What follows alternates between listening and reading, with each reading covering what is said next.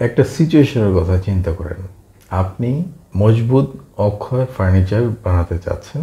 এখন আপনাকে বলা হলো যে আপনি এই বনের ভেতরে ঢুকবেন আপনার লোকজন নিয়ে।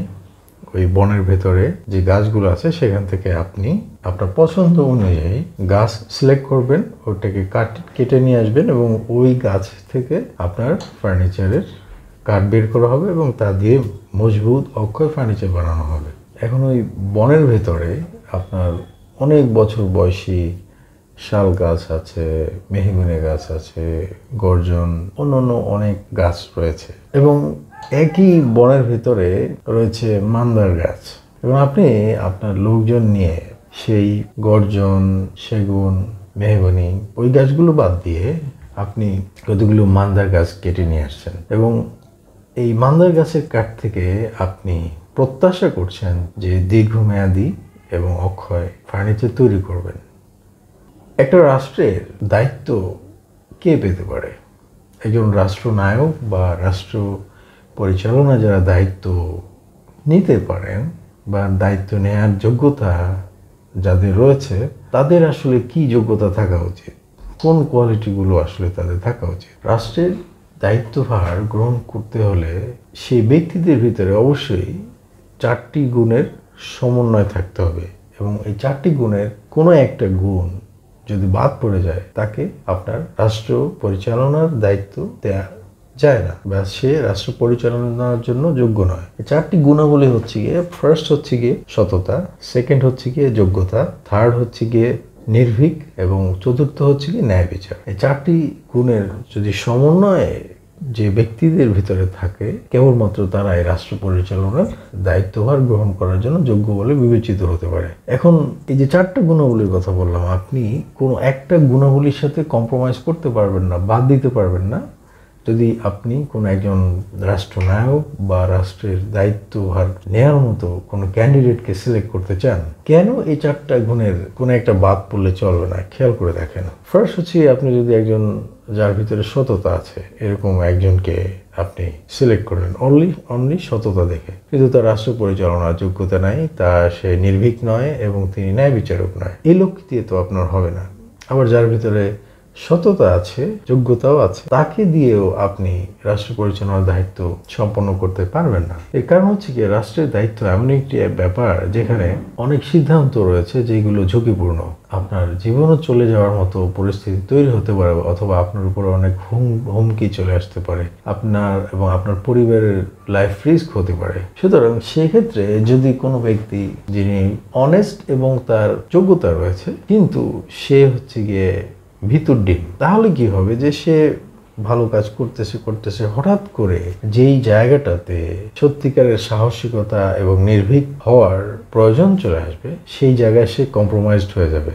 তখন দেখা গেল যে সে এতদিন সৎ ছিল, যোগ্যতাও আছে, তারপরেও সে রাষ্ট্রের বিরুদ্ধে একটা ভয়ঙ্কর সিদ্ধান্ত গ্রহণ করে ফেলতে পারেন শুধু নির্ভীক না হওয়ার কারণে। এরপর হচ্ছে গিয়ে আপনি সততা, যোগ্যতা, নির্ভীক, এর সাথে আপনাকে ন্যায় বিচার অবশ্যই আপনার থাকতে হবে। তিনি যদি ন্যায় বিচারক না হন তাহলে কি হবে? তিনি তাহলে তার যে দল বা যে গোষ্ঠীর, সেই দল বা গোষ্ঠীর ফেভারে চলে যাবেন অথবা সে আপনার নিজের লোকদেরকে ফেভার করতে শুরু করবেন। তখন যে সমস্যাটা হবে, সে দেখা গেছে নিজের দল বা গ্রুপের বাইরের যারা আছেন তাদের সাথে সে সঠিক আচরণ করতে পারবে না।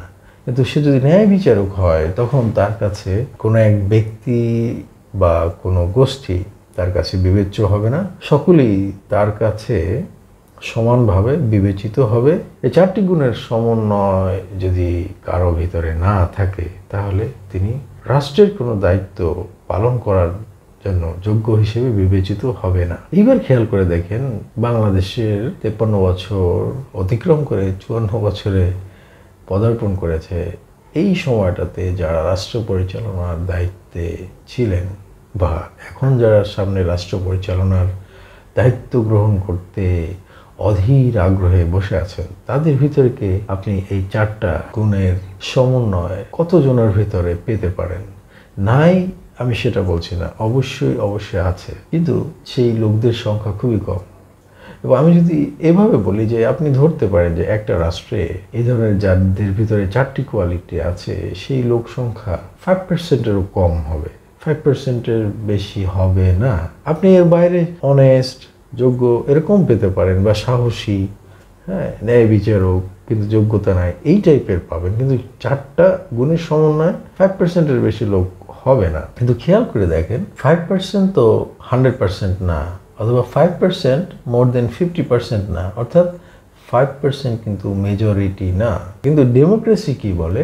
মেজরিটি মাস্ট বি গ্রান্টেড, অর্থাৎ ডেমোক্রেসিতে মোর দেন 50% সমর্থন পেতেই হবে কোনো একটি গোষ্ঠীকে রাষ্ট্র দায়িত্বভার গ্রহণ করার ক্ষেত্রে।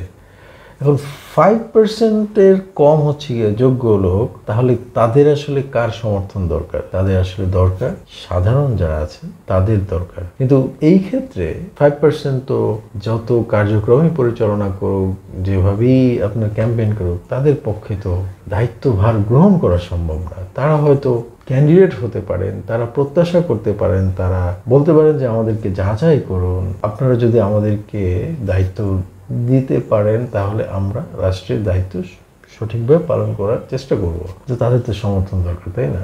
তো আমি এই কথাটা বলার লক্ষ্য উদ্দেশ্য হচ্ছে এইটা, যে আমরা নেতার দিকে তাকায় বসে থাকি, বা নেতার ব্যাপারটাই সবসময় মনে করি, বা সবকিছুর জন্য নেতাই দায়ী, ভালো করলেও নেতা, খারাপ করলেও নেতা। আসলে নেতা তৈরি করা তো আর নেতার কাজ না।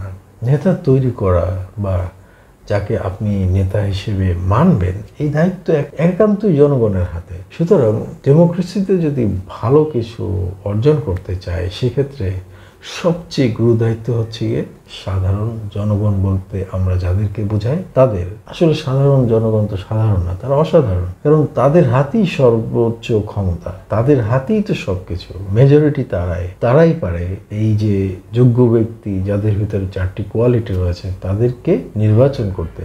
আমি বলতেছি না যে এই জন্য এই দল সেই দল, এরকম বলতেছি না। আপনি যেই দলেরই আপনি সমর্থক হন না কেন, আপনাকে এটা নিশ্চিত করতে হবে যে আপনার দল যেন সঠিক ব্যক্তিকে ক্যান্ডিডেট হিসেবে রাষ্ট্রের দায়িত্ব গ্রহণ করার জন্য নির্ধারণ করে।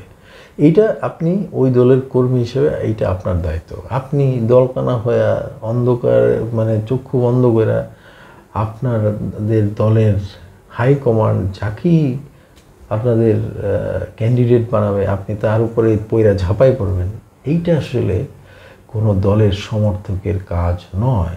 এইটা অনেক ভুল একটা সিদ্ধান্ত। আমরা এভাবেই পরিচালিত হয়ে আসছি এই স্বাধীনতা পরবর্তী বাংলাদেশের পুরো সময়টা। আর এভাবেই যদি চলতে থাকে, পরিস্থিতি যা হচ্ছে এভাবেই চলতে থাকবে, এবং তাতে আমাদের আরও বেশি খেসারত দিতে হবে। সুতরাং আপনি যদি মজবুত ফার্নিচার বানাতেই চান, তাহলে সময় নিয়ে, আপনার লোকজন নিয়ে বনের ভিতরে ঘুরে সঠিক গাছগুলো সিলেক্ট করতে হবে। তারপরে সেই গাছগুলোকে কেটে নিয়ে এসে প্রসেস করে ওই কাঠ দিয়ে যদি আপনি ফার্নিচার বানাইতে পারেন, তাহলে আপনি মজবুত দীর্ঘমেয়াদী ফার্নিচার পেতে পারেন। এছাড়া সম্ভব নয়।